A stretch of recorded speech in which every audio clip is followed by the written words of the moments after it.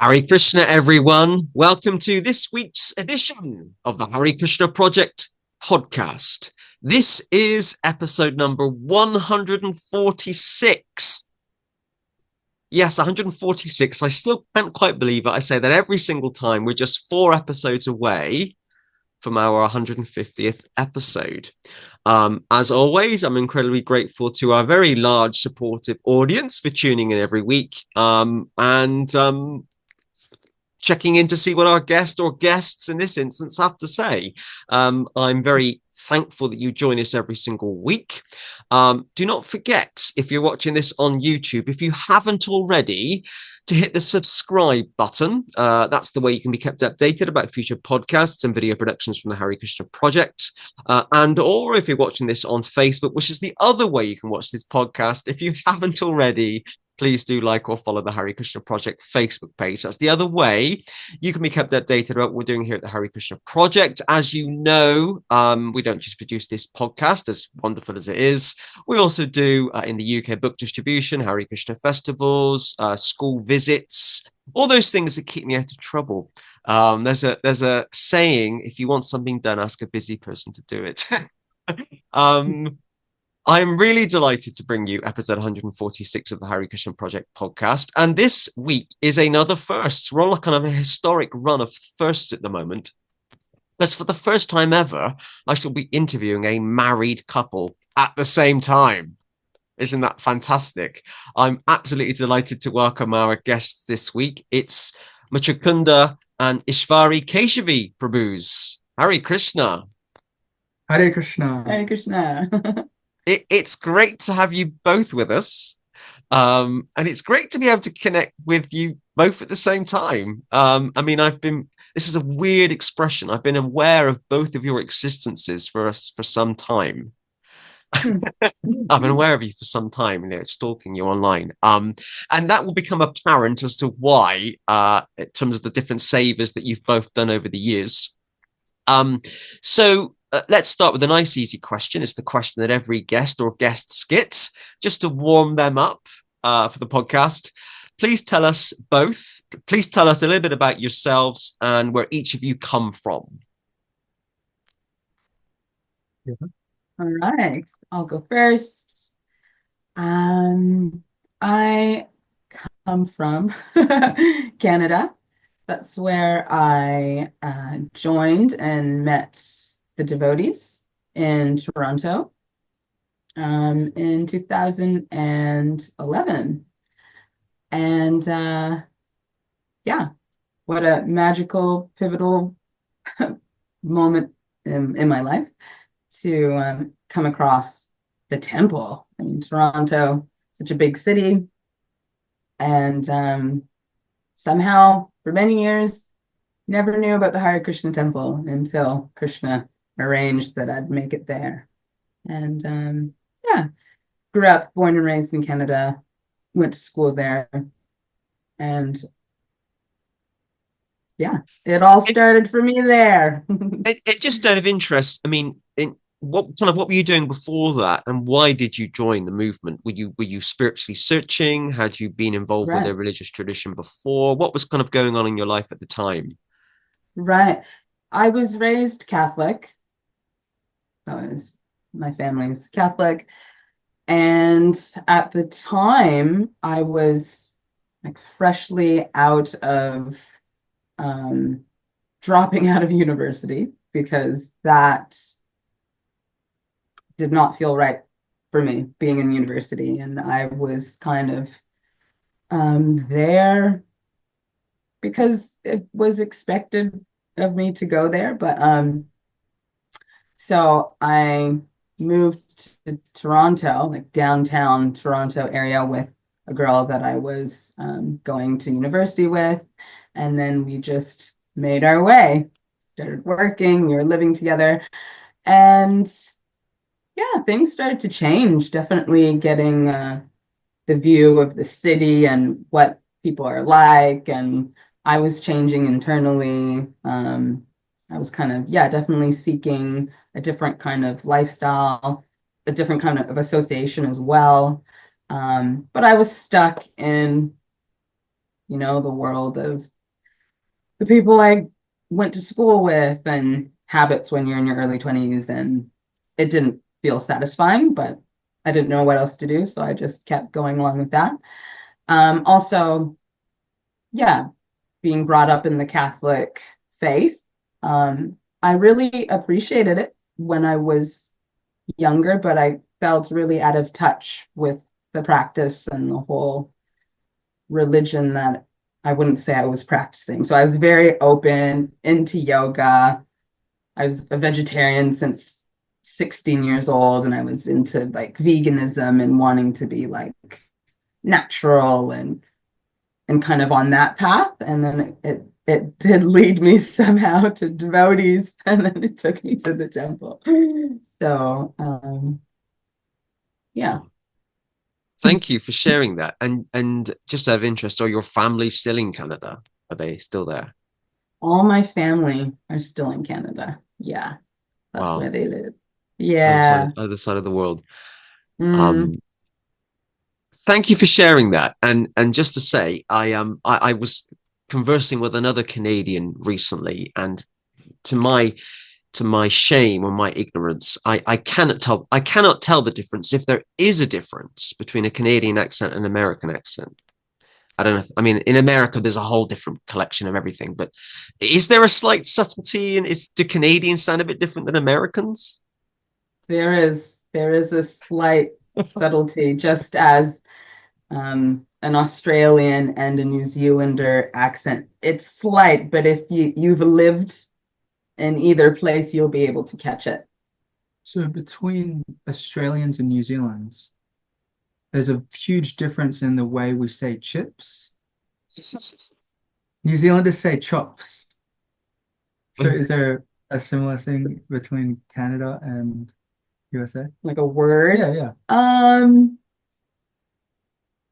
I think that comes to the top of my head right now, but and also depending on, you know, what state or province, because in Canada there are provinces, there's a slight little, you know, Yeah. change in the Yeah. so there is. You just have to Okay. People Maybe in one day Canada. I'll work it out. Maybe one day. what's the safest way is to just ask, are you from North America? Are you from Yes. USA or Canada or Even in Little England, we have our own different accents. yeah, that's 100%. right. I've seen Little Britain. They like fully exaggerate them there. Yeah, I'm from the southwest of England, which sounds very different from London or from Sheffield or from Manchester or from Scotland. And some people Yeah. will pick up on that based on some of the words that I use. But my accent's mellowed over the years. My parents sound a bit much more rural, and Yeah. English people will know what I mean by that. It seems rural, the rural parts of each country have the most intense, Mm, accentuated accents.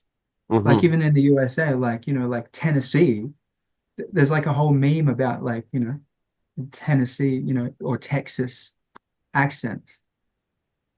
Anyway, let's Talking about move on. accents, we're now going to come on to the New Zealander in the room. Well, no, I'm So not I'm sure. from Actually, Australia. you're from Australia, but you lived in Yeah. New Zealand. Okay, so this is why I'm going to ask you the question. So, Muchukunda Prabhu, tell us a bit about you. Where are you from? And I'm from Australia. Australia. And tell us a bit about your background, your life, whatever you feel comfortable sharing. Well, my background is just my, this is our bedroom. Oh, sorry. A guy with a sense of I'm from, humor. It's very rare in the Hare Krishna movement these days. Someone with a sense of humor. okay. Um, well, yeah, I'm from Australia and I lived in New Zealand for the past 8 years. What took me to New Zealand initially was when I wanted to be a brahmachari. My guru, Devamrita Swami, he said, why don't you go? Because there was no ashram in Brisbane, no brahmachari ashram. It was just like this halfway house that was set up by Siddhapati Prabhu and Param Bhava, Param Satya. Um, and so I was living there. I moved in on my 18th birthday, ish. And then when I wanted to be a brahmachari, Devamrita Swami said, why don't you go down to Sydney where the brahmacharis are? And they were actually there from New Zealand, just traveling, doing Sankirtan and living there for maybe 6 months or something like that. So I went and joined them. And when they went back to New Zealand, I went with them. And then about 9 months later, actually, Devamrita Swami said to me, you'd be better suited in Melbourne with the brahmacharis there because there'll be more opportunity for you creatively as an artist. You could probably have some save up, as an artist there, whereas there's nothing really here for you. It's just full-time books and that's it. That was the whole program. So I went to Melbourne, which is actually where I was born. I was born in Geelong, but was only there for the first 2 years of my life. Then we went to Western Australia. So my mum met someone, then had my sister, but that's all like the long unabridged version of the story. So anyway, I was in Melbourne, and that's where I did another couple more years of brahmachari life. And even as a brahmachari, actually, the creative part of an artist, like you can take an artist out of the ashram, but you can't take you can take, what's that saying? You can take a boy out of a place, but you can't take the thing. You can take the boy out of London, but you can't take London out of the boy. London out of the boy. Yeah, yeah. that So kind you of can thing. take an artist out of the ashram, but you can't take the ashram out of the boy. artist.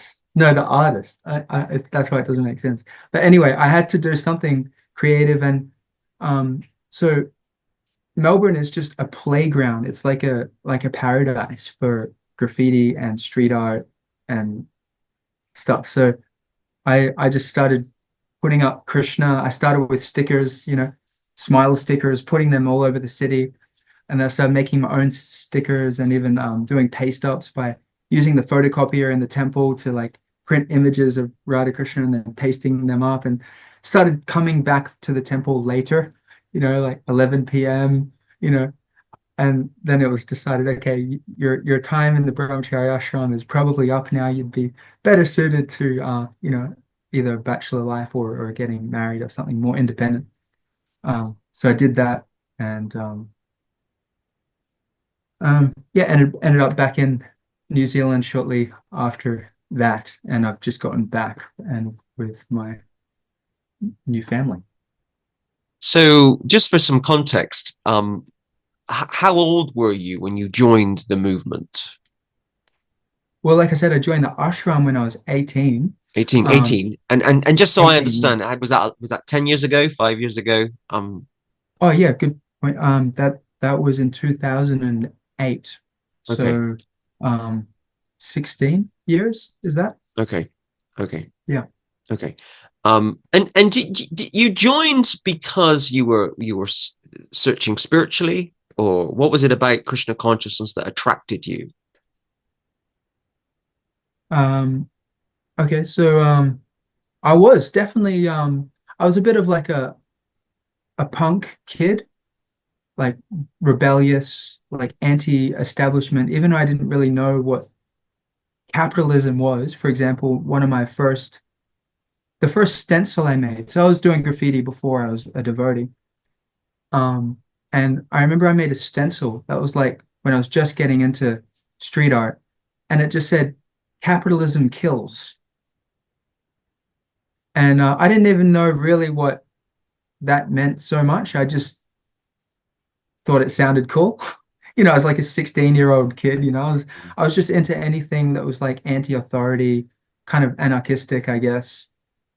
And so I was predispositioned to Krishna consciousness in that kind of way. It was the next level of like, freedom, alternative, living alternatively, and that kind of thing. And a lot of people join the movement, and movements like ours for that very reason. They're disillusioned with the system, the political system, the social system in the regular world, and they're looking for an alternative lifestyle. And a lot of people will join. I mean, a lot of Prabhupada's first followers in the United States were hippies. They were disillusioned with the political system, capitalism, other systems, politics, and they were searching for something higher. So Prabhupada could see that they were halfway there. They'd kind of given up on the kind of material ways, and he came to kind of input that spiritual knowledge, you know. 100%. So it sounds like you were kind of like, kind of halfway there with your anti-establishment graffiti kind of Yeah. lifestyle. Yeah. Just out of interest, your in terms of your family, your parents or whatever, what were their thoughts when you joined the Hare Krishna movement? Well, it was my mum's in she was indirectly the cause. So actually my mum and my uncle had just gotten back from India and he had a shaved head with a tuft at the back. And I was like, whoa, what's that? And he was like a real kind of uh I looked up to him.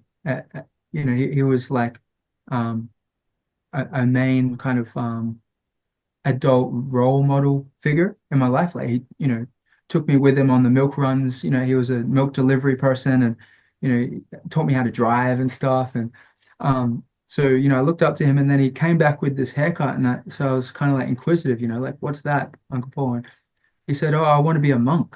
And I said, what's that? And he said, oh, it means you're like celibate and stuff. And I said, oh, I thought you were cool. And so somehow or other though, um yeah, he started another thing he brought back from India aside from the Sika was and a short-lived desire to be a monk was Indian cuisine. He started cooking like dals and stuff for all of us. And at first I was like um not really I was hesitant because I was a fussy I didn't like tomatoes at that time, right? And then he made this dal with tomatoes in it. I think it was like a yellow dal and it had bits of tomato in it. And I tried it and I was like mind blown. I was like, this is incredible. And so it opened my mind to Indian cuisine. And I think he also opened my mind to India, like things Eastern, like including philosophy. So like he was dating this lady who had like this book of illustrations of demigods. And so as a kid who really liked drawing, I would copy those. But I'd make them like different. Like instead of Lord Varaha holding the planet Earth uh, on his tusks. I like put a cigarette in his mouth. It's just stupid stuff like that. But I was interested, I was intrigued, by this Indian art and culture. And then we started going to Govinda's restaurant, which was run by Gunarnava Prabhu and Vishalini. And they were also social workers. So they're Prabhupada disciples, very senior, wonderful people. And they ran this restaurant. So we all started going as a family often to get prasadam. And then I started volunteering there just for free food because I'd also just recently moved out on my own into like a little granny flat of mum's friend. And so I needed to feed myself and, look after myself. And so I used Govinda's to exchange service for prasadam. I'd like, stock up my freezer with halava and stuff like that. And I'd also ask questions while I was working there. And that's how I kind of started identifying as a Hare Krishna. Like these people are my people. Actually, my mom, this is an important detail, so I'll just quickly create it. My mom and I were fighting so much, we didn't get along at all. So she actually asked Gunardava for some advice. And he said, don't worry about Josh, just send him to me. And so what that looked like, she didn't like say, okay, Josh, you have to go and talk to Gunardava. He's going to sort you out or help you out, because you're the no, right. He came to me and he said, hey, I need help with an art project. Can you help me out? And I was like, I felt really privileged. I was like, yeah, like cool. I get to be like a consultant for this senior person's like art project. That's really cool. So I started going every Wednesday and quote unquote helping him with an art project. what it really was just sadhu sangha. He would ask me questions about my values and beliefs. That was the title of the art project, Values and Beliefs of Young People. And then he'd like write it down. And then after that, we'd have prasadam together, right? And so that was a regular thing that I got to go and do, is like be um, be with Gunanava and take prasadam. And over prasadam, I would ask him questions, just because, out of inquisitive, like I asked him once, what is the structure of the universe according to your teaching, the Hare Krishna? And he got out a piece of paper and he drew basically the front cover of the Srimad Bhagavatam first canto, part one.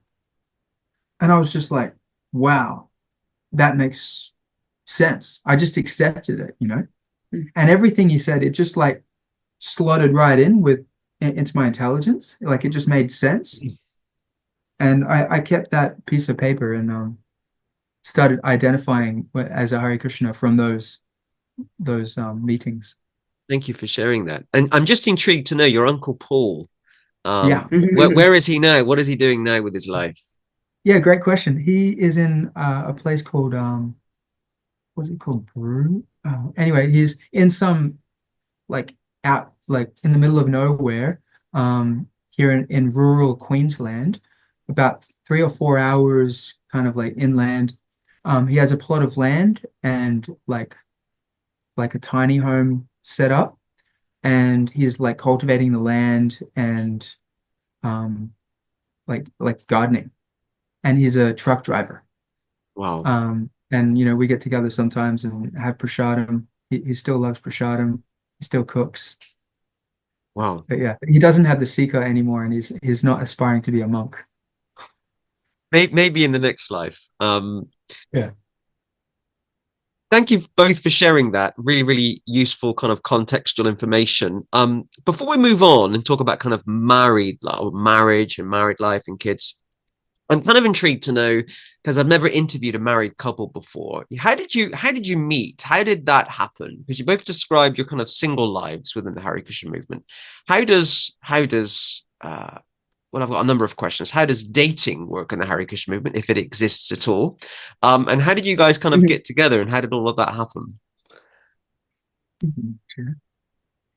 Well, you asked, how does dating work in the Hare Krishna movement, if at all? And in our community, under the guidance of our spiritual master, I'm also a disciple of Devamrita Swami. There was a particular courting process for individuals who were thinking that's the next step.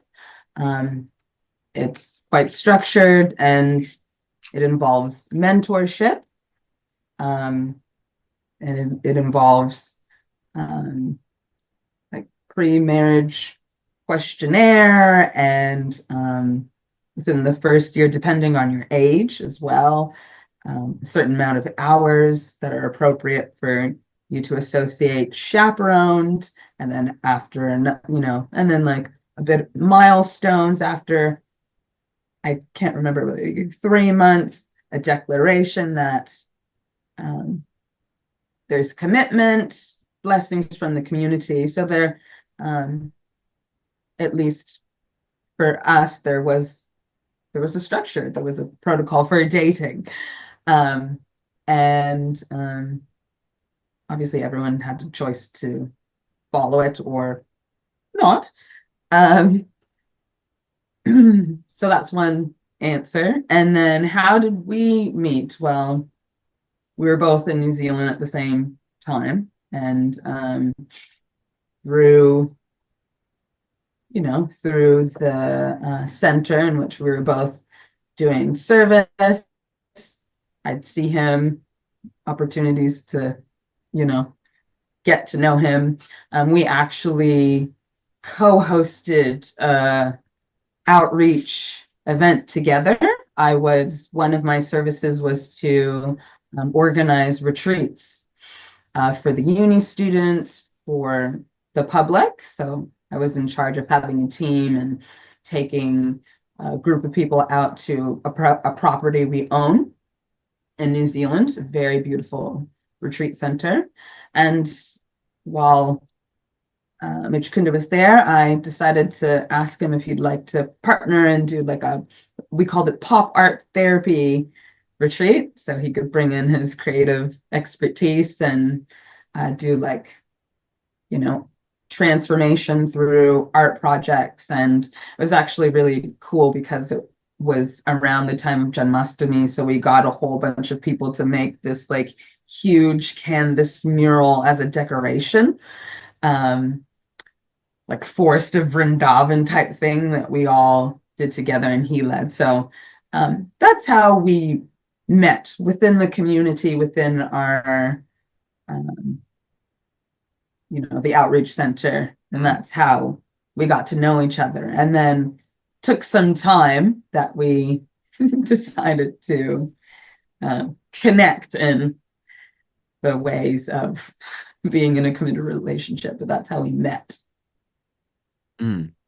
Thank you for sharing that, because I've just realized, because I've never interviewed a married couple before, or a couple in any context, that I've never discussed at all on this podcast in 3 years in terms of, you know, you didn't use the word dating, use a different word. What was it? Courting, you know, in terms of courting, because it's often one of the, well, it's another real life issue, isn't it, in terms of, you know, having relationships in Krishna consciousness. I've never discussed courting with anyone on this podcast. And it might be something a lot of younger or older devotees will have questions about. You know, I've joined the Hare Krishna movement. I'm a single man or woman, and I'm looking for a partner. I'm looking for, you know, a husband or a wife. And, you know, how does it work? And so just out of interest, did you both make the temple authorities aware that you were looking for a husband or a wife?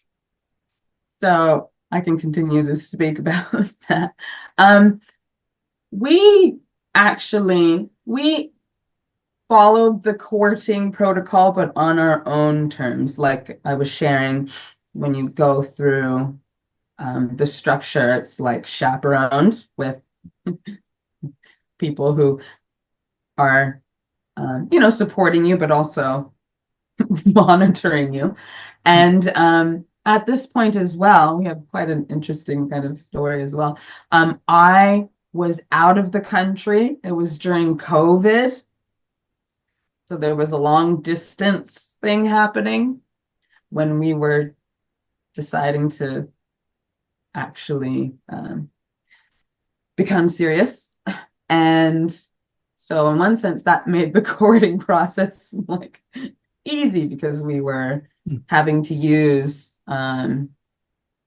video messages, and there was a certain amount of time we could only speak, and you know, it was incidentally we followed all the rules. Yeah, I mean, we in our hearts wanted to approach being in a committed relationship seriously, and we didn't do it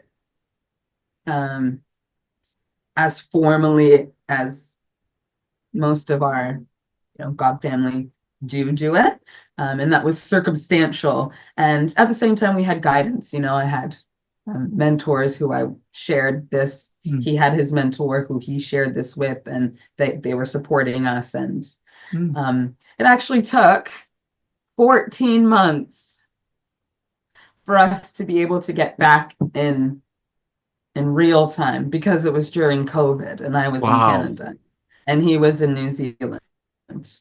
So from the time that we met, and we've known each other, so much history has happened for both of us. And then when it was time that Krishna arranged that we were like, okay, we're interested, that was our circumstance. So we followed courting in that way. And 14 months. And then finally I got to reunite back in New Zealand. And then we really started, our relationship together. Great. It sounds very romantic. And does it? and And 14 months without seeing someone physically is a real kind of test in terms of, Mm. is this the person I'm going to marry, spend my life with? And, Yeah. you know, I remember, I just see how your brain remembers certain things. I remember during the COVID pandemic, and one of the government scientific advisors was on live on the TV in the UK, and she was being asked all these questions about relationships or seeing people. And one member of the public asked her, said, "Well, I don't live with my boyfriend, and I think I'm gonna struggle if I don't see him for a week." And her response is, "Well, it says a lot about your relationship then if you can't see him for if you can't cope for more than a week without seeing him." It was just kind of a comical thing. She wasn't meant to be saying that. But yeah, so Yeah. 14 months is certainly something, and you're still together. So which is fantastic.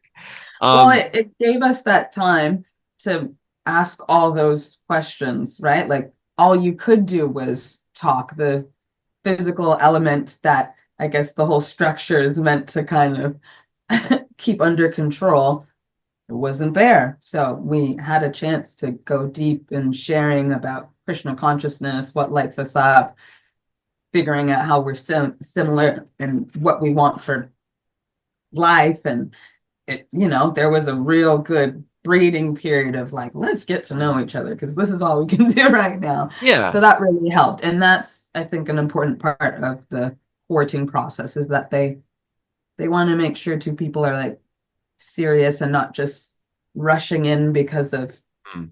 emotions you may have. And Because a so, marriage is meant to be for life, isn't it? In yeah. most cultures, when all cultures, it's taught that, if you get married, you only do it once, and you do it Mhm. it's forever. So Mhm. yeah, those periods of um getting to know each other are really important before the wedding day. Okay, so you're both you're a young married couple in the Hare Krishna movement. I think you're both, and I'm using the term young still because you're both still quite young. I think you're both under the age of 34. Um, We're both 34. Yeah. you're both 34. Yeah. Mm. That was quick maths, wasn't it? Almost there. Based on the dates that you gave me earlier, I was trying to work it out. I was once Yeah, we're like told you should never ask a 2030. woman or a swami their age. So I try to avoid doing that. So you're a young married couple in the Hare Krishna movement with a child and another one on the way. Um, Congratulations, good luck. Um, Mhm. please tell Thank us you. a little bit about some of the challenges that you experience as a devotee couple in terms of trying to juggle spiritual life and material life. Mhm. Yeah, well, I'm going to share first. One of the biggest struggles that I've experienced, yeah, I think this is kind of an individual question, right? Like the things that I've struggled with, and then you'll have your things. My thing is just like really becoming conscious of the fact that I'm not independent and like solo, like you can do whatever you want when you're solo, and there's no impact if you leave the dishes on in the wrong place, or whatever, you don't do the laundry by a certain time, the impact is only on you. But if you're in a relationship, like everything you do impacts the other person. So yeah, coming to terms with that, it's now we, like we're actually a team, and learning about how to function as a team, as a unit, actually. It's kind of like almost like, you know, it's like riding a regular bike versus riding a tandem bike.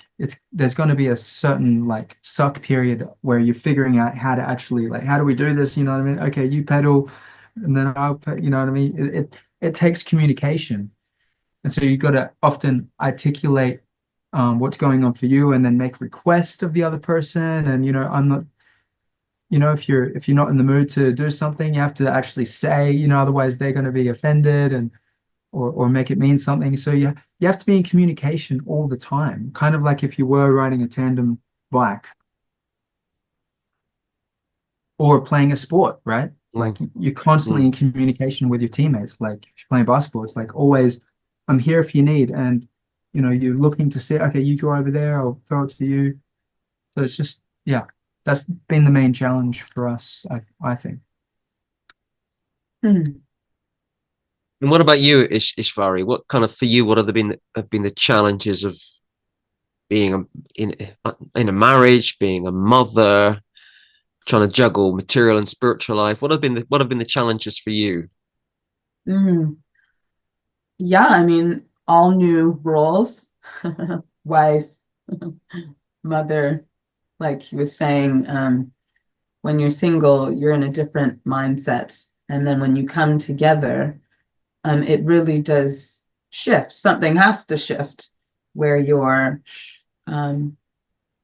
mindful of what you do, how you act, how you say things. Right. And just to talk about teamwork, I think that's also another shift that has to come, because I was thinking, there are some days where I'm really in my role of mother. I'm mother, I have these things to do. My to-do list looks different to his to-do list during the day.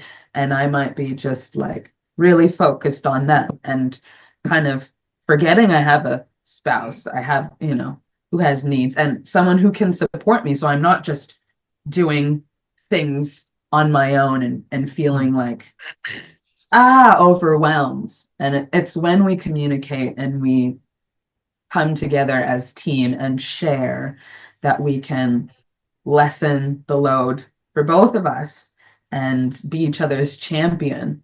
Like, hey, let me, for example, take our daughter out for a walk so you can have that, focused time that you need to do your sadhana or do your exercise, or that we're looking out for each other as a team. Otherwise, it's two single people to come together and then be mindful of each other and work as a team. And like you were saying, the juggling act of, yes, we have a whole family, my husband works, I'm very much the caregiver of the children, and we have sadhana.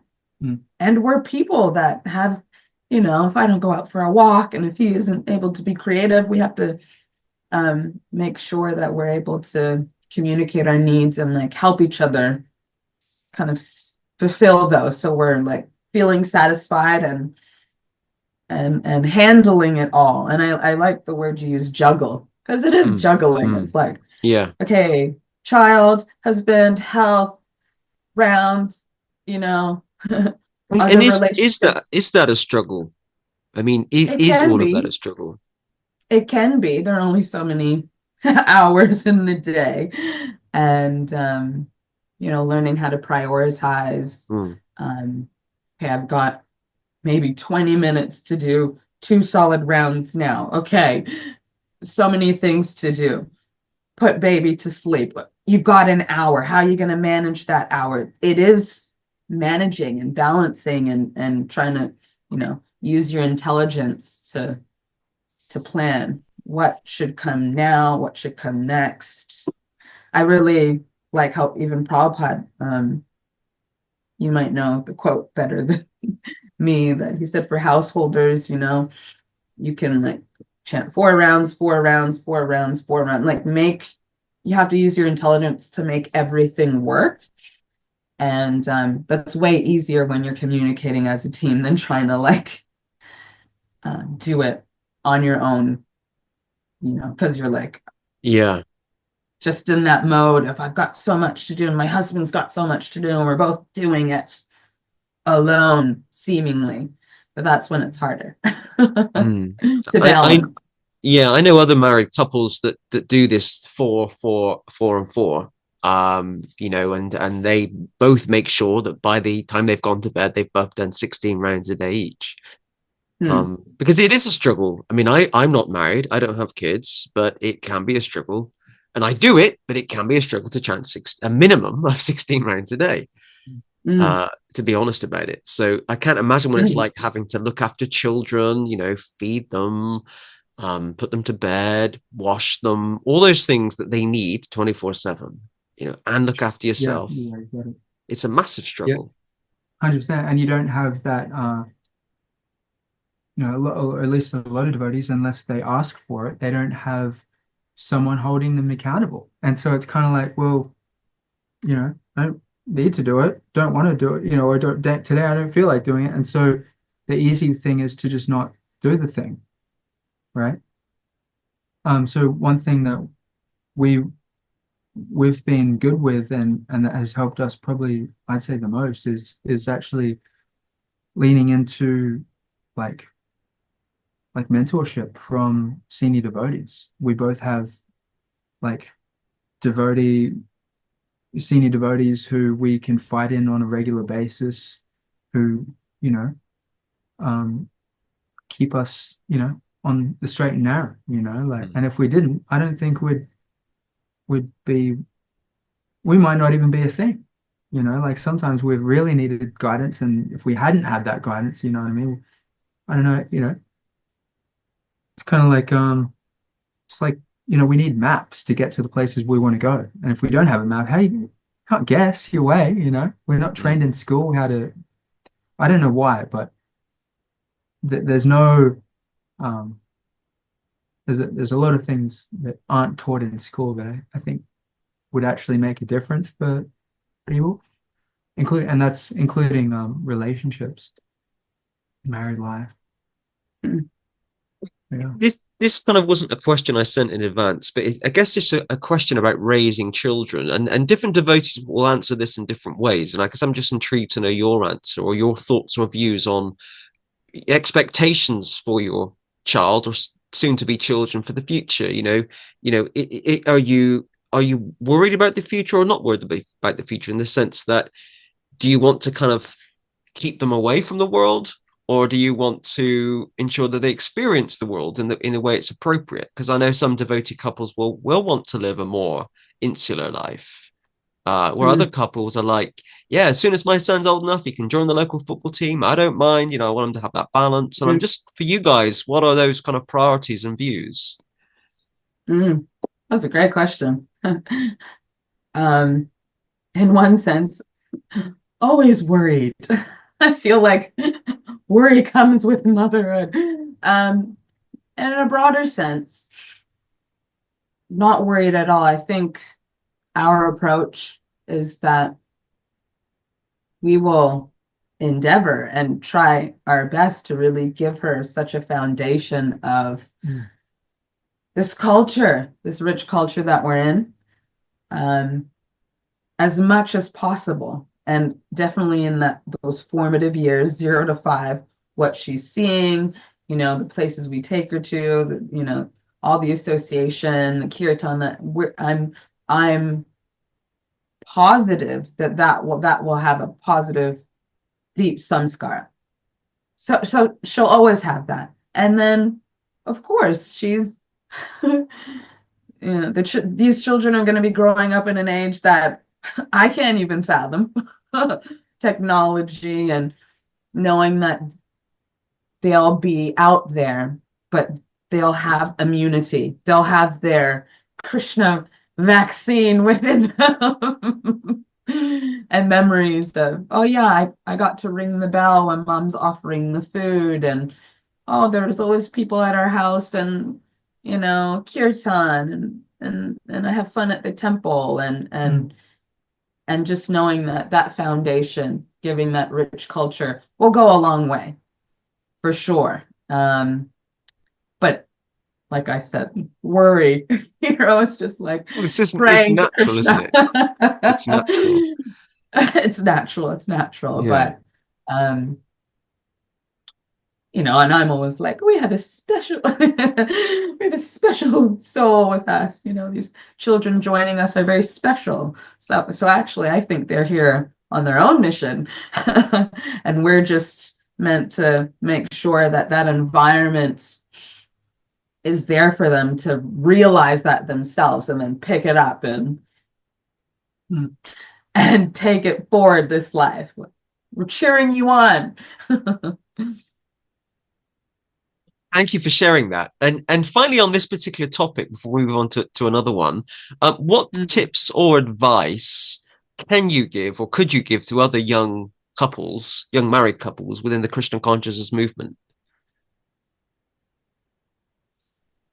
Well, besides leaning into guidance, getting yourself a mentor on the topic of marriage and how to navigate it. One thing we were discussing today that's really made a difference for us is structures, like, because your original question was like juggling spiritual and material life. So I feel like it's not really a big deal to um, to take care of your material needs, right? Like you naturally, we're just hardwired and conditioned to know how to meet those needs, right? Mm. If you want to eat, you have to cook something, or you just go to the shop, and to get the money, you have to go to work, and people just do that.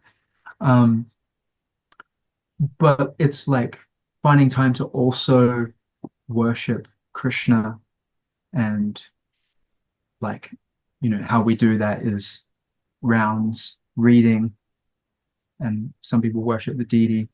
Um, so like structures are key for us, like for me, I have a japa integrity group with one devotee, Sitapati. We created it together, and now there's a few others in there, and we just report our japa every day, and it keeps us accountable, and the thing with integrity is like it it's doing something whether you feel like it or not. So the group actually keeps us like strong in being our word, rather than honoring how we feel that day, or the circumstances. And as parents, it is hard. The circumstances, like, sometimes just make it extremely difficult to fulfill on your spiritual commitments. But yeah, having a group like that is really great, and reading groups as well. So we have this reading group, myself and my cousin. Actually, he became a devotee some 6 years ago. And so we're reading one of Prabhupada's books together, and for most days, that's the only reading I do, and it's because I have that accountability, right? He's waiting for me to do my reading. I've committed to being in there every day, and we can do it anytime we want, right? So it has to, if you create a structure, it has to work for you as well. It has to be realistic. So in this group, we use WhatsApp or Signal, whatever group like that. And you just press record and read 2 minutes or so, and then send it, and then make another recording and share your reflection on it. And then you both do that anytime that works for you. And in that way, we get our reading in. Mm-hmm. So I feel like you kind of to kind of play with the words, if you create a structure, you can turn the struggle into just juggling. You now know how to juggle. Juggling, there's a structured way how to juggle. You throw it, and then you throw the other ball into your hand, and then you catch that, and you just repeat. So we have a structure that makes the struggle of Krishna consciousness into a juggle that we know how to do. At this time, I'm going to do this. There's no way that I'm not going to do it, or at least be in communication with the person in my group that I'm not going to do it. And that's the other thing about these groups, is you may not always get to be your word in life, right? But you can always honor your word by being in communication that today, or, I'm not going to be able to be my word or do the thing at the time that I said I'd do it. So that's something that I would give as a tip, like just create structures, and then let your structures kind of create you. And they create you. Like these structures, they create me as a devotee who does sadhana every day. And all I did was just create the structure. Yeah. That's very useful, create cool. a structure, live a structured life. And also you said about the importance of having a mentor, someone that you can look to for guidance and advice and support Um, so yeah, thank you for that, because a lot of couples will want to have some advice on, how do I raise children? How do I have a happy marriage? Hmm. And because often you find two people in an organization like uh, in a movement like the Krishna Consciousness movement will be kind of flung together, possibly from different parts of the world, different cultures, different backgrounds, different expectations. That you're both from different parts of the world, different backgrounds, and so there'll be things that are very different about you both. What have we Hmm. got in common? What can we work towards Hmm. together? And it's Mm. and organizations like ISKCON and other mats will have a high number of people from different backgrounds getting married to each other, which is Yeah. because of the let's say global, because of the imprint of the organization globally. I think I'm Hmm. rambling here, but for example, I'm from a village in the southwest of England. Often people marry someone from the same village or from the village Yeah. next door or the town next door. Yeah. In most Right. cultures it's like that, because they're local. Mm. I met them in the pub. I met them down the shopping center. If you meet someone at the shopping center, whereas Hmm. organizations like ours, it's very different in terms of how we're kind Mm. of flung together. Um, so we're going to change the kind of focus of our discussion now, because there's so many other great things we're going to discuss today. Um, so please, I think this might be more of a question to Muchukunda Prabhu, but we'll see. We'll see who provides the answers. Can you please tell us a little bit about something called the Wellington protest, and the 21-day Harinam that accompanied it? What was the protest about, and why did Hare Krishna devotees get involved? Yeah, I love this topic. It was like one of the Very different from that's marriage. very different. In fact, I can maybe my wife can speak to that part, how they related. um if you like. But yeah, I mean there was obviously during the quote unquote pandemic, there was those who were um happy to take the jab, and then there were a large section of society, maybe a smaller percentage of society, who weren't so comfortable with it, and yet it was being enforced. Like if you don't take it, you're going to lose your job, or there are other implications, right? Other freedoms taken away, and so they protested. They went to Parliament, which is a place for protest. The Parliament grounds. If a it's kind of like Vedic times, if someone had an issue, they could actually go and knock on the door of the king and say, I have this issue, and then the king is obliged to, and he actually wants to take care, of the citizens. So a lot of people went up to Parliament and with signs and stuff, and just stayed there and until they're with the commitment that, this forced vaccination program would stop, so they could continue to work and provide for their families. And so some of the devotees, headed by Sita Party Prabhu, um, went there, um, and and and and chanted the holy name, you know, and like at first it was just maybe um, maybe 100 people, and it looked pretty sparse spot. It's a large field with like paths and stuff and grass, and 100 people didn't look like much, but um, soon it grew to like I don't have the numbers, but like maybe 20,000 like people on a daily basis coming through there. The grounds was full of tents, and then also the streets behind, like multiple blocks all around it, got occupied by tents. They had to police, by midway through the 21 days, the police were bringing in with forklifts and cranes, large concrete blocks to block cars from coming in with goods and, like food and stuff and water, because um, if you're living somewhere, you need all these things. And so they would bring in toilet blocks and stuff like that. But then the police would trying to stop that in different ways. And at some point it looked a little bit messy, right? Like tents everywhere, and it was raining a lot as well. So, you know, hanging clothes on the line, you know, on ropes and stuff like that. It was like it was quite a sight, right? And so the media portrayed it as a river of filth. That was one of the politicians put it like that on the news. And so it got named the River of Filth. And so a lot of devotees who weren't there and were only their only reference point for what we were doing was the news. Hmm. They just saw us being a part of this quote unquote river of filth, and they were heavily against us being there because look, the reputation that we've been working towards creating for our movement here in this country is being jeopardized by these devotees. Like people are going to see this and think the Hare Krishnas are, you know, whatever the media is saying about these other people, right? These protesters. So there was a lot of backlash from some devotees about us being there. So you literally you harinammed, or you did kind of outside kirtan for 21 days straight. Yes, all Wow. day, every day. Harinam. Wow.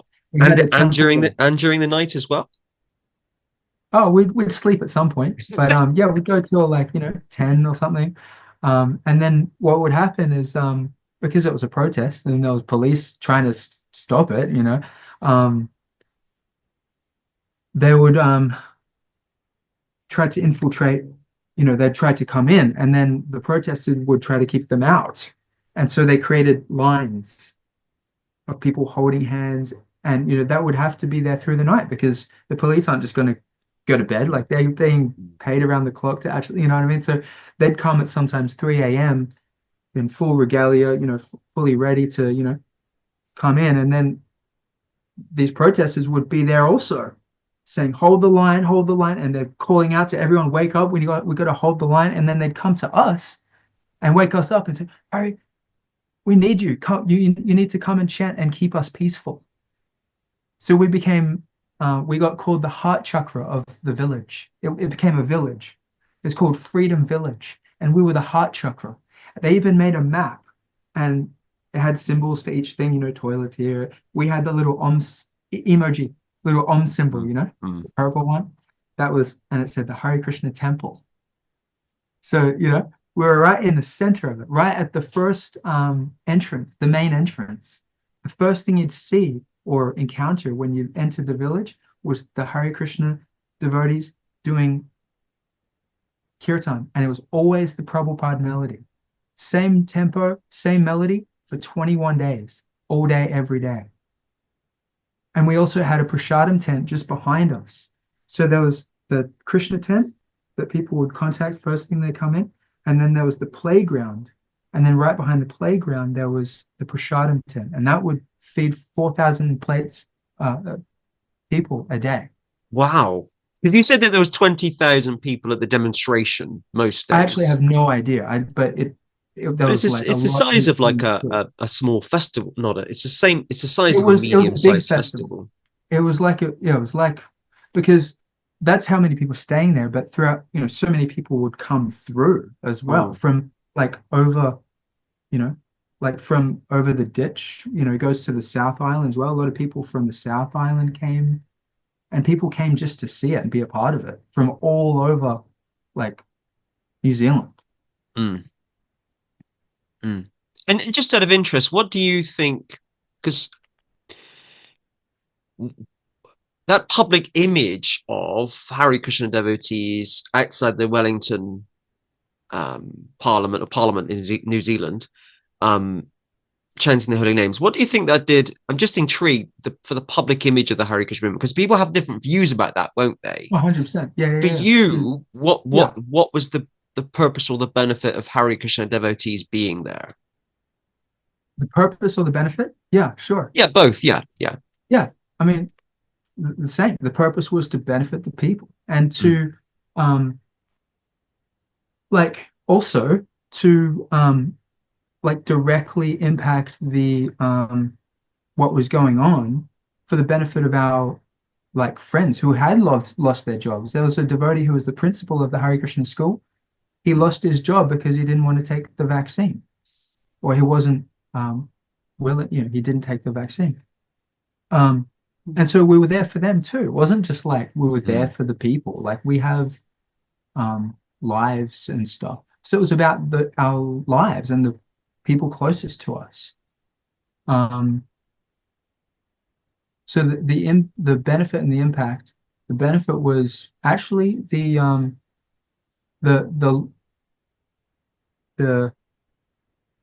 mandate got lifted.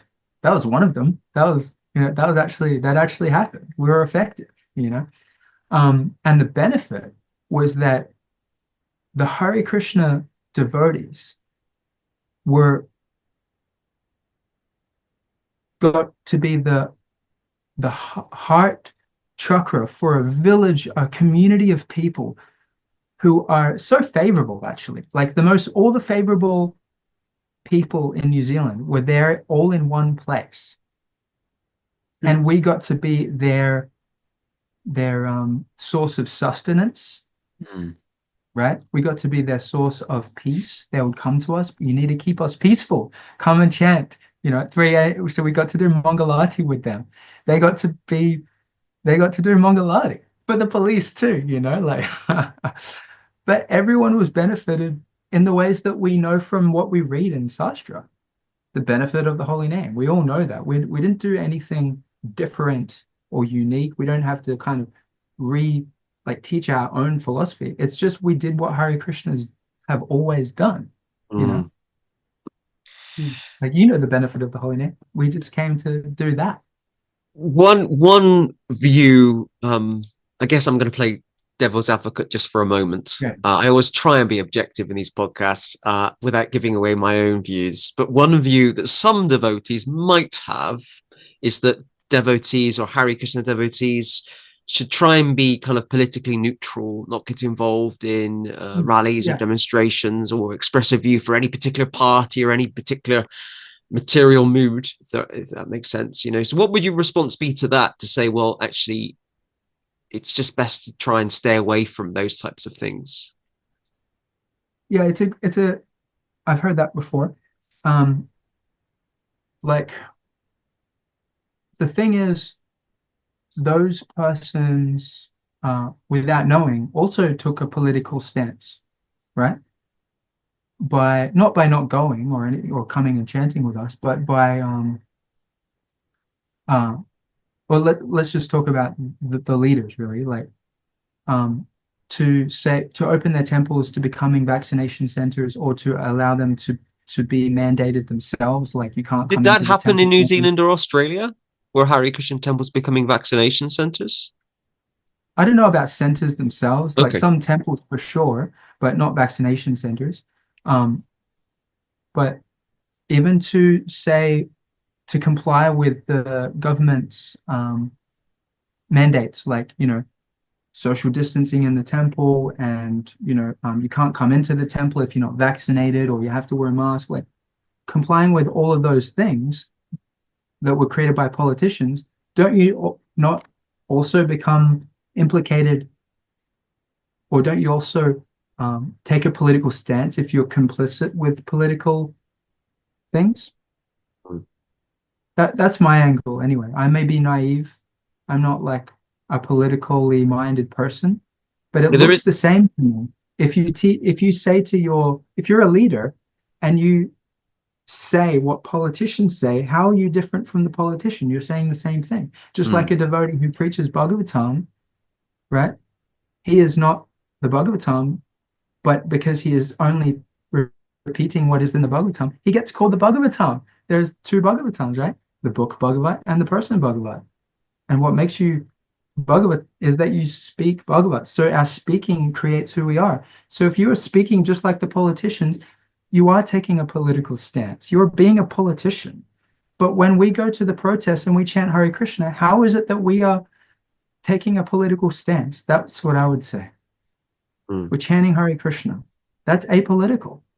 But they say, because of where you were.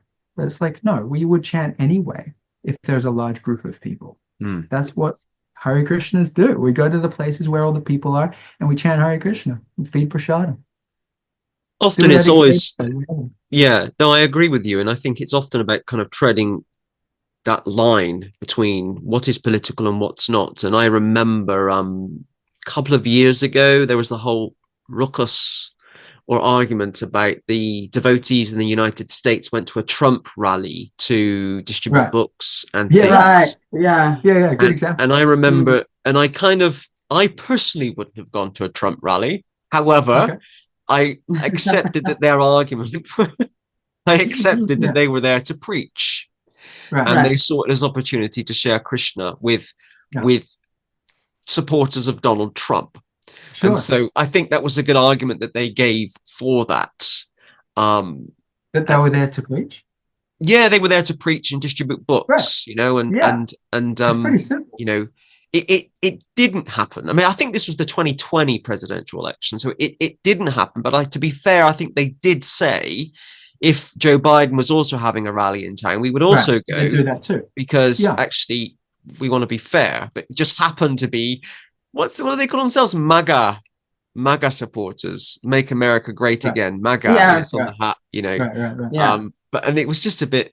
And anyway, and just a Yeah. factual thing I wanted to say that in the UK, at Bhaktivedanta Manor, so they followed all the restrictions or the government rules, but they actually started to get quite a bit of criticism because even when the government says you don't have to do these things anymore, they carried on doing it. So Yeah, exactly. for at least 2 years, you had to get a ticket. 2 years. And the whole thing on face masks and keeping away from people was like Yeah. 2 years. And even people who were following the recommendations from the government were saying this is Yeah. kind of a bit too far, isn't it? Yeah. Mm. And I don't know, 100%. why Yeah. why they did that. I don't know why they Yeah. do a lot of things, to be honest. But I think this is a good point you bring up, Haru, and just to speak to it. Um, you know, I actually think I have my answer to that question. Like what's with that? Why did they take it further than the government did? Like why would well, I that have a happen? personal view which I'll share with you Yeah. offline, but I don't want to get Uh, you into more trouble than I'm in. I've already got a list of haters, which is growing after every podcast. okay. Well, But yeah, will I get you in trouble if and anyway, no. I mean, you want me to share my view on that or yeah. should we go? I was about to say, what is your view? But then you're going to tell me what my view is Then you have anyway. to say it. Yeah. What is it? What do you want to share with us? Just to clarify. Oh, why how come well it's more of just an experience actually Okay, that I yeah, go had ahead. Go ahead. so um I was going to get some prasad should I say the Bhakti actual one or the prasad one? Prasad. Yeah, I went to get some prasad from the temple and I was told actually the a person in charge said I told you not to so there's people devotees serving and then a leader came and said I told you not to feed them What? talking about like the unvaxxed. I told you not to feed them. And so you can see from that, he didn't talk to me directly. He didn't say, unfortunately, we've got these rules that we have to follow or that we are following. We think they make sense. Are you able to go take care of your prasad at your, in some other way? Unfortunately, this is the policy we've put in place right now. That wasn't said. It was, I told you not to feed them. Mm. And so what I took from that was like they aren't employing these rules as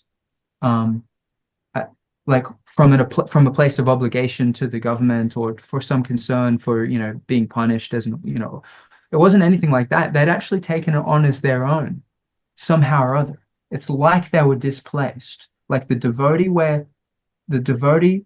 got displaced by the government, like replaced. So who that person was for me wasn't the caring devotee that I knew before. It's like they became some like kind of zombie.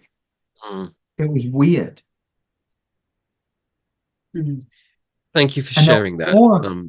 Yeah. Yeah, they were like And it double. must have been quite hurtful as well and painful. That hurt me, yeah. Um, I particularly when also we're in often a like on the Rath Yatra. particularly when we're in a spiritual organization where or we adhere to a spiritual philosophy where feeding people prasadam is so Mm, essential to what we do. The Hare mm, Krishnas are the kitchen religion, and you're Yeah. denying someone the opportunity to take part in the kitchen religion. yeah. It's I was a resident of that temple too. Like it was New mm, Varshan. It's like a big community and like, mm. But yeah. Anyway, One thing so I will say, yeah. sorry, go ahead. I was just gonna sum that up by like my like perception of it was that devotees um really did get displaced by something. Mm. Before we move on to the next question, one thing I will say is quite a broad statement. I think sometimes it's safer to make broad statements because Oh, definitely. people can't work out what my views are on certain things. Um, but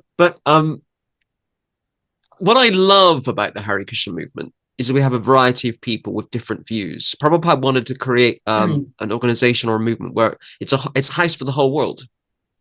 And if you're going to include the whole world, you have to accept that you've got people who are some of them are left wing or right wing. Some of them are in favor of vaccinations. Some of them are not in favor of vaccinations. Some are liberal. Some are conservative. Some are socialists. Some are environmentalists. Some don't care about the environment.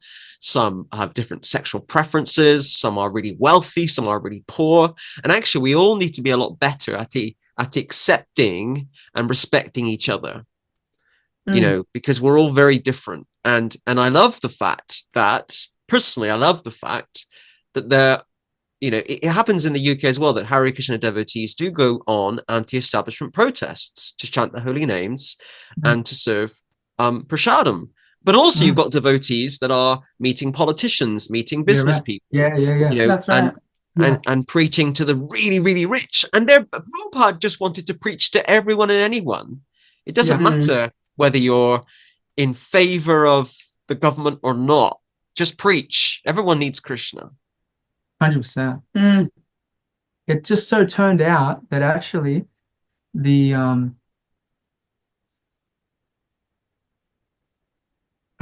the concern behind the real concern about our quote unquote affiliation with the protest was it was actually like a trademark thing. And I know you've got, this might segue into something, but um because the Hare Krishnas get their donations from,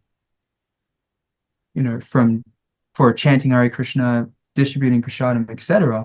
Um, and then we're doing that. It's like we were potentially jeopardizing the donations, Mm. right? Because a lot of people might not like to think that the organization that they're supporting is affiliated with, this quote unquote river of filth. So that was actually the concern.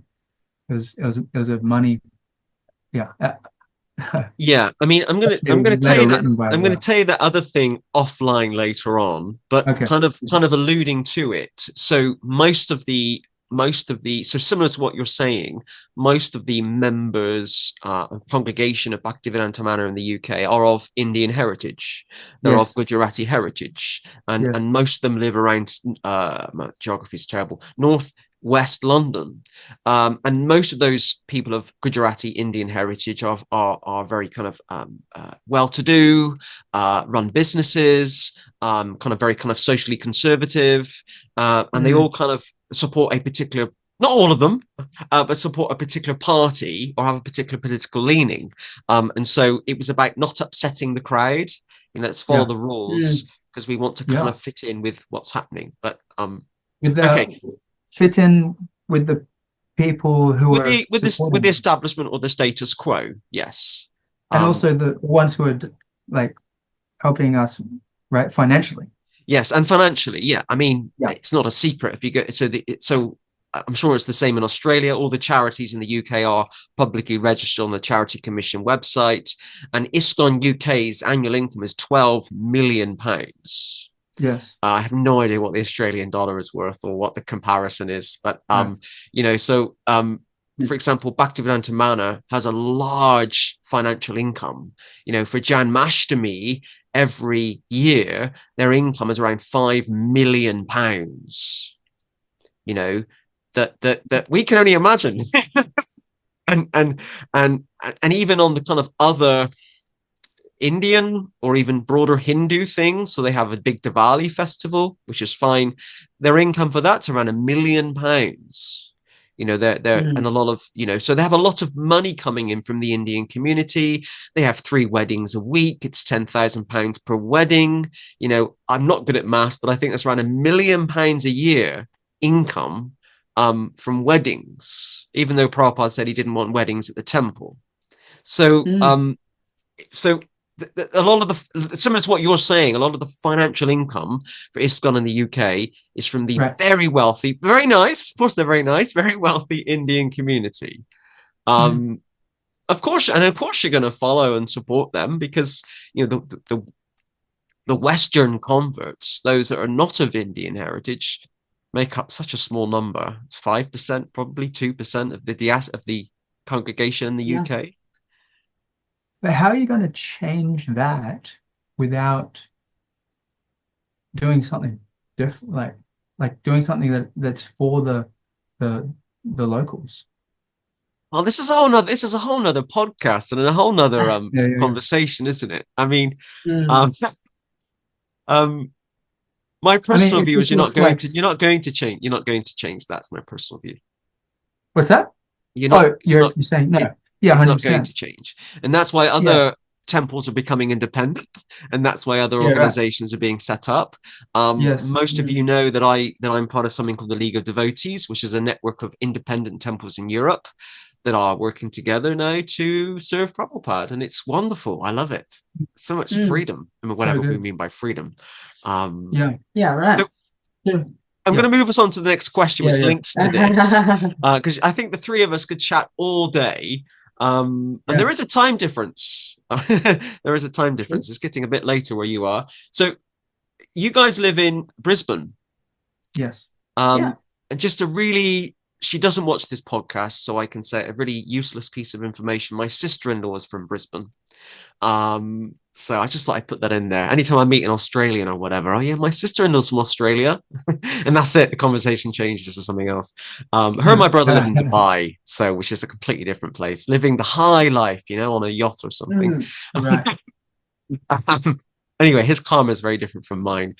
So you guys live just up the road from the Hare Krishna Burbank temple in Brisbane. It sounds wonderful. Please tell us a bit about the temple and what happens there. Oh. My voice.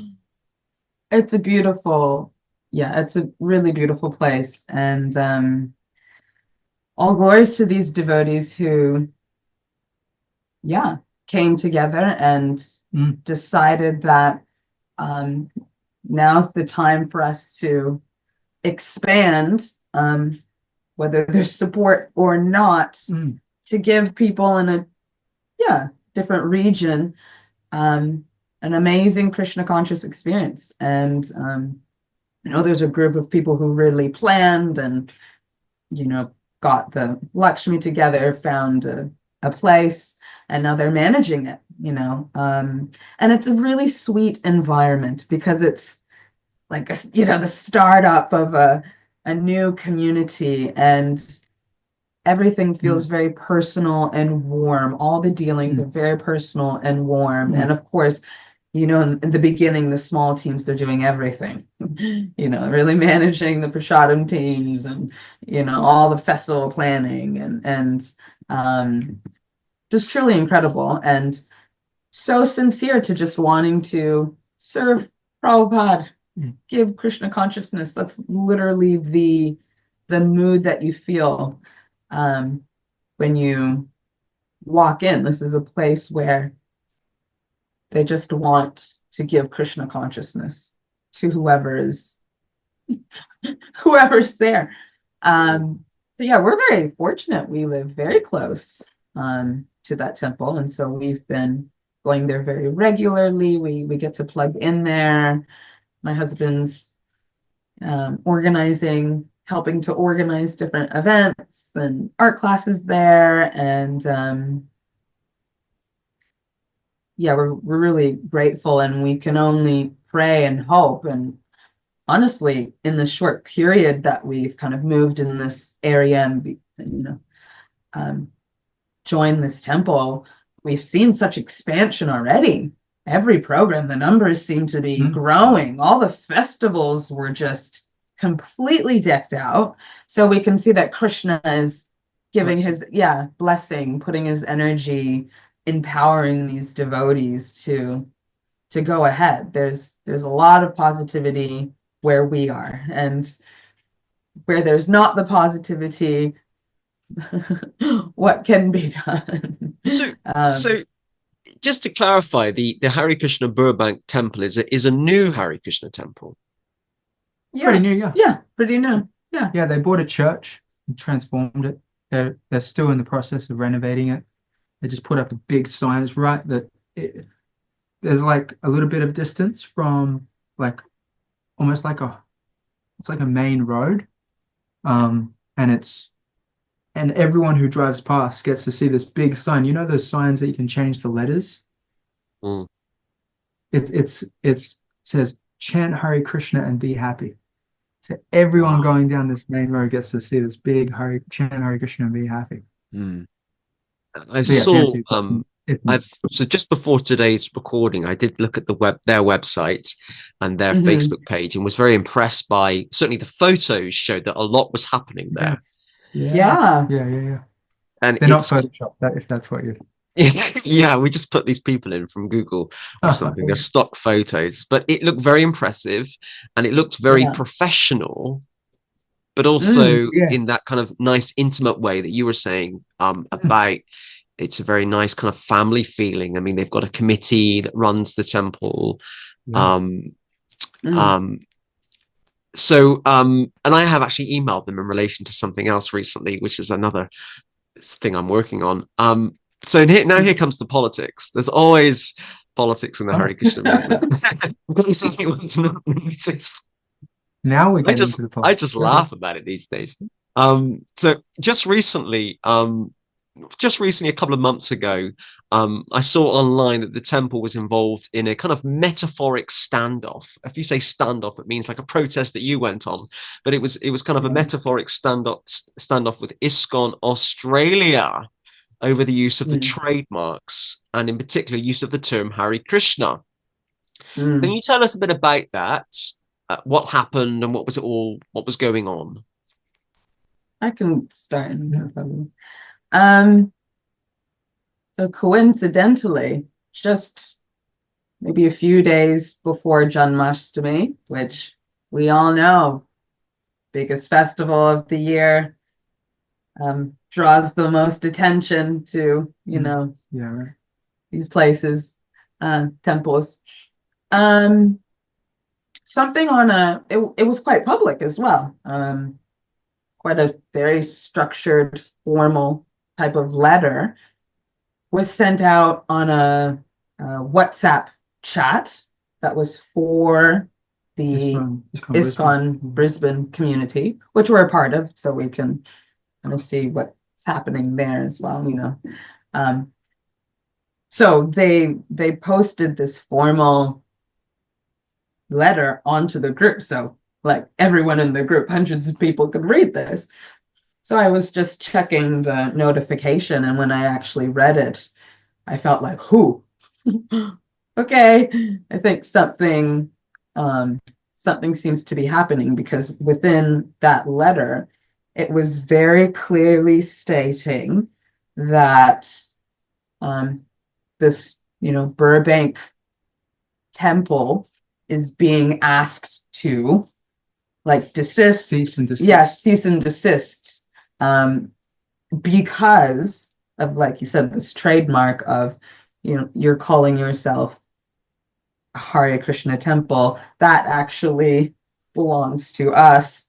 It was quite formal, and I'm very surprised they sent it the way they did on a group chat on WhatsApp. But anyway, I received it, I was reading it, and shared it with my husband. I was like, what do you think's going on? Again, we kind of had our ideas again. And like I said, days before Janmashtami, it was kind of like a standoff, like, just so you know, if you continue to run programs and, we claim all the, it was very straightforward.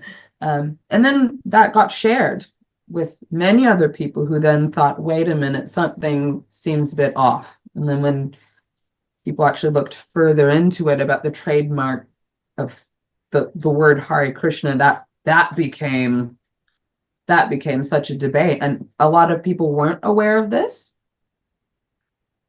which I think it's great that they became aware, and then they had a chance to kind of use their intelligence and think, hey, is this the road we're going down now? That Hare Krishna is now a trademarked business and you're either with name or and it felt divided, which was really sad, because Janmashtami is when we all come together to worship Krishna, to welcome him. And having said all that, the tone was definitely heavy, and then the way it kind of got distributed, it was that a protest feel, like this isn't right, and the back and forth. But the devotees who were running, the Burbank community, nothing fazed them. They're so fixed that, what we're doing sincerely is not trying to compete. There's no competition here. It's just like you were mentioning, we're a part of Prabhupada's house on this side, and we're continuing to preach. But if you have a problem,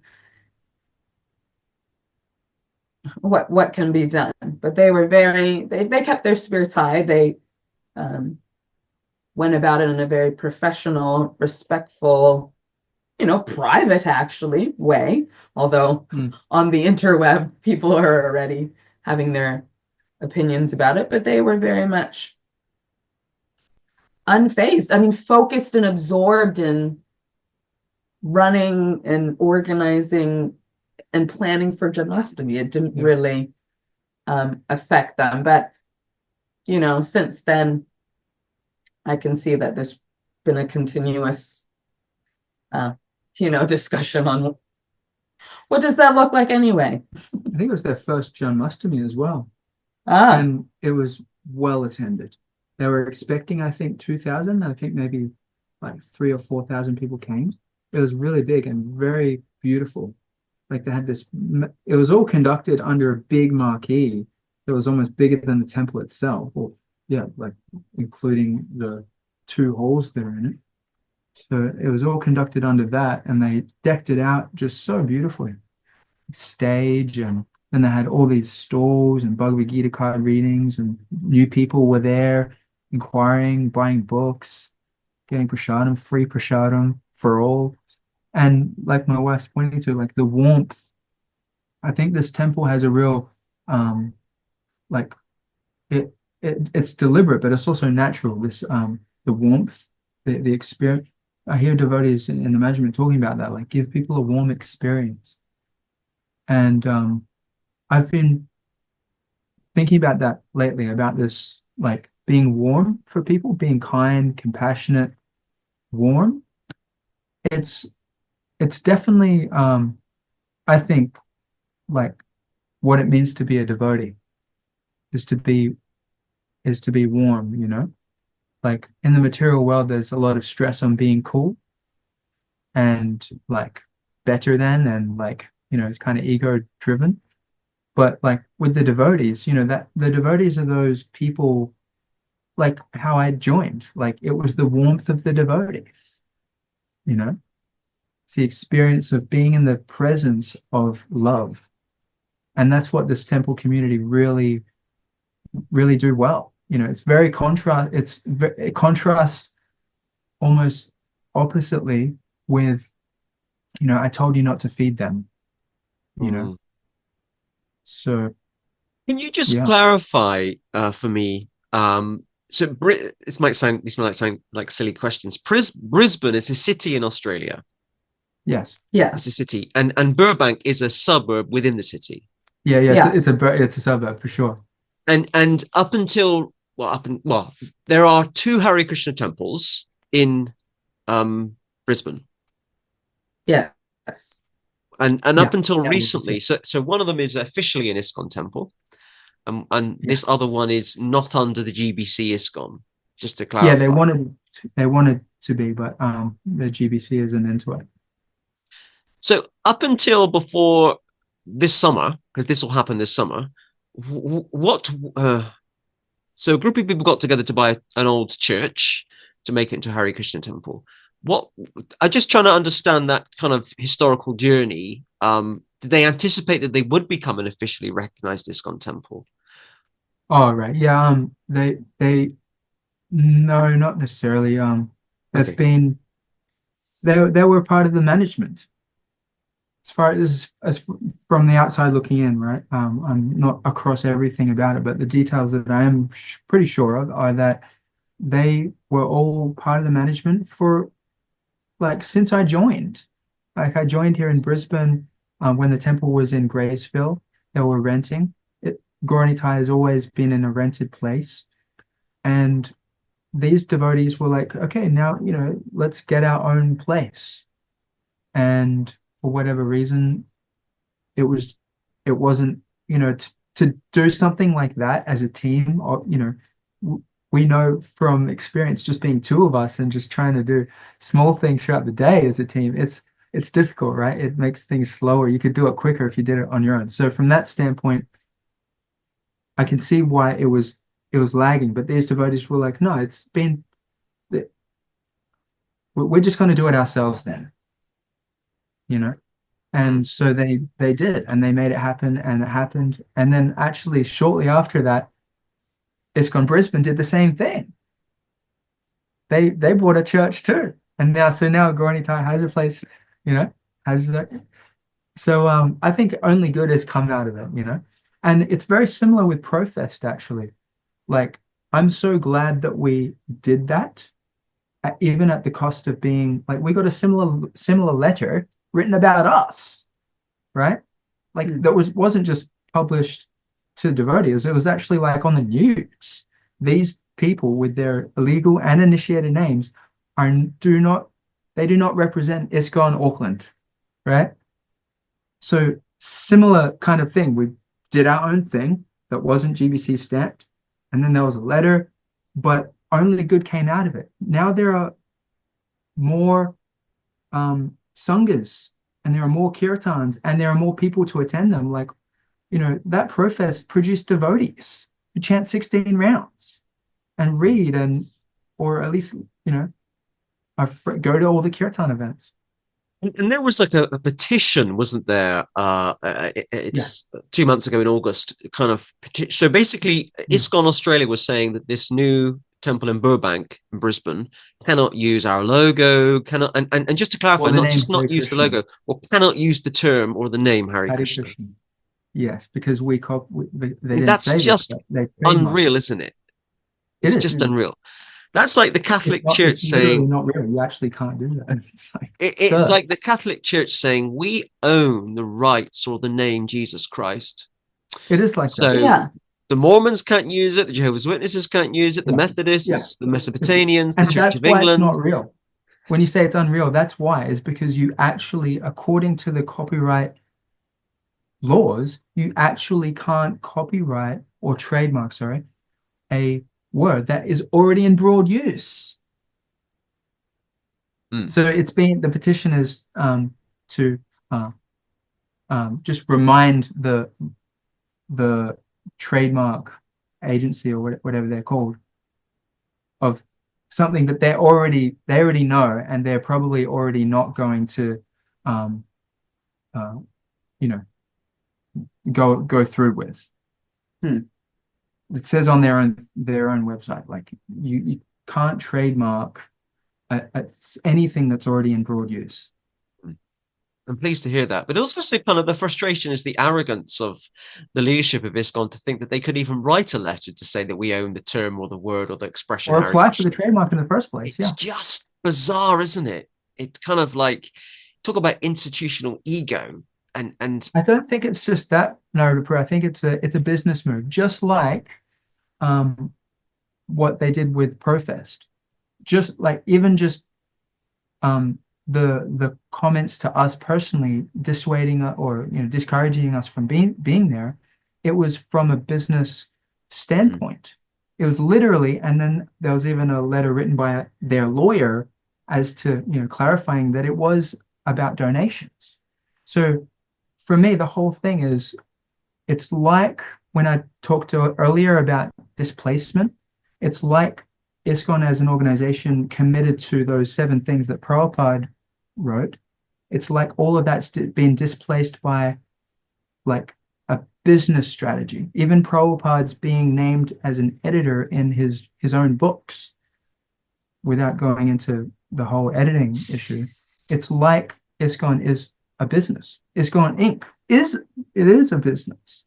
mm, It's not just a business, but it's like these issues seem to be pointing to that they're operating more as a business than a spiritual organization, in my point of view. And I think mm, that's a real breakdown. mm. It's not even being registered like by the leaders. Like, hey, hang on a minute, is this mission drift? I think that's what it's called. It is called that, yes. Well, I'm pleased to see on at least online that the new Hare Krishna temple in Burbank is doing very well. Yeah. In terms of what's happening, and it's great to hear that you guys are going there. Mhm. Just up the road. And Brisbane must be a city with lots of. I mean, do you know what the population of Brisbane is? I I mean, don't bet it's lots. Yeah. It's huge. Yeah. Yeah. you're talking. It's Yeah. not as big There's as enough Sydney. room. There's enough. Yeah. There's enough room for everybody. You can never have enough Hare Krishna temples. You That's know. 100% true. Really? Yeah. Yeah. How could you Um. think there's only one? Yeah. Yeah. I mean, Not many people come. I'm sorry to use this example, but it's kind of in the village that I live in, a very large village with 7,000 people. And for many years, we only had one coffee shop. Then Yeah, all of a right. sudden, these people came along and said, we want to open a second coffee shop. And people are saying, Really? no, you can't have 2 coffee shops. And I'm saying, this is Right. ridiculous. There's 7,000 people in this Yeah. village. One Okay. on There's every enough. corner. There's enough, you know, even if you had 2 coffee shops, you still wouldn't have 3,500 people at each coffee shop. Don't be so ridiculous. Exactly. Yes. And Not already, being overflowing I in the mean, first place. So, there's mm, 8. Well, apparently there's now 8 million people living in London. I thought it was 7, but it's 8 million. There's 8 different types of Hare Krishna temples. Different right. Yeah. ISKCON are 3 of them, and then the other 5 are for different groups or something like that. Right. There still isn't enough. Why are you worried? Well, Right. imagine if all those 8 million people wanted to go to the Hare Krishna temple. There wouldn't be room in those 7 temples. So stop worrying. Mm, Yeah. It's ridiculous. Yeah. in my mind, it was like I thought of like the game of Monopoly. No, Mm. you can't pass this side until you pay all the. If you land on my property with the hotel, it's kind of like We own that's all the the hotels. yeah, we own. You can't pass go without paying $200. Like it's turning into like wait, we own. We're dominating this block and that block, Right. but it's like We are Hare absurd. Krishna. Yeah. It Like, is absurd. we are the Hare Krishnas. And so if you want to be a Hare Krishna too in our city, we own your assets. That's what it comes down to. It literally said, like, we're happy for you to set up another temple Yeah. if you do it under us, which means we would Yeah. own everything that you buy and Yeah. everything that you have. Like, and you have to work under us. And so these guys were like, hell no, dude, like we've been trying to work with you and for 12, 15 years hasn't worked. We're doing our own thing, whether you like it or not. Like, and we're doing it for Krishna and we're still for, we still want to be friends, but like we can't work together. Mm. That's how it looks like from outside looking in. I'm not in the management, but Mm. that's what's happened. Okay, I'm conscious of the time. Mhm. We've been chatting for 2 hours. I know we've been recording a little bit less than Wow. that. Right. Yeah. Well, I think we've been recording for at least an hour and a half, maybe longer. And I'm conscious that you've got a child in another room of the house that might need her attention from mum and dad soon. But I think if I just say goodbye to the viewers at home, and we can have a brief debrief after. And I feel like there's another podcast coming already. I've never interviewed two people at the same time before that are a married couple, and we only really touched the surface of a lot of our discussion points today, because there's so much to talk about. Particularly when you've got two of you who obviously have different views as well on some issues, which is great. But I've been incredibly grateful to Muchukunda and Isvari Kesavi for being our guests this week on the Hare Krishna Project podcast on episode 146. You know, the story of this podcast is I was only meant to do 10 episodes, and then I just get bored and start something else. But we're now almost at episode 150. You've had a variety of guests. I can't believe that people have persuaded to come on this podcast before. But I mean, they're inspired by what you're doing, Prabhu. Well, I'm just trying to make a difference and give people a voice, provide a voice for the voiceless. Because everyone is loved by Krishna. Krishna exists in the hearts of all, not just those in management, not just those in leadership, and Krishna exists in the hearts of all. And that's our focus. Even if I disagree with a guest, they're still entitled to their opinion, because that's what, democratic society is all about. Okay, so a big thank you to these two for being our guests this week. Do not forget, if you're watching this on YouTube, if you haven't already, to hit the subscribe button so you can keep updated about future podcasts from the Hare Krishna Project, and or if you're watching this on Facebook. If you haven't already, please do like or follow the Hare Krishna Project Facebook page. And every time I say that, the number of likes and subscribers does increase. So it shows that you are listening, and it shows that you do stick around to the end of the podcast when I say it again for the second time. So a big thank you to everyone for tuning in, and do not forget, I love to receive feedback. So please send your feedback, make it constructive. You're allowed to have your own opinion.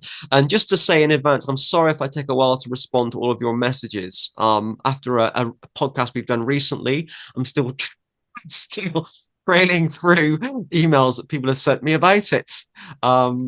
So please do send in your correspondence. We'd love to hear from you.